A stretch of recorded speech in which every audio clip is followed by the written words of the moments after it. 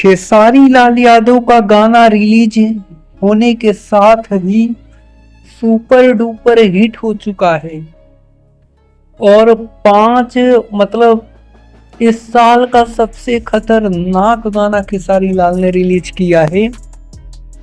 वह नथुनिया 2 गाना है और वाकई में दोस्तों यह गाना सच में इतना कमाल का है कि अगर आप लोग इस गाने को सुनते हैं तो आप इस गाने के दीवाने हो जाएंगे।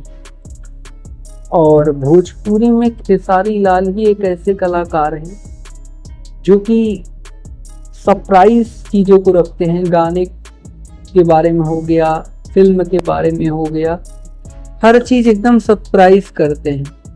यही जानकारियां निकल कर आ रही थी। मेरे प्यारे दोस्तों, चैनल को सब्सक्राइब कर लीजिएगा ऐसे भी तमाम अपडेट्स देखने के लिए। जी धन्यवाद दोस्तों।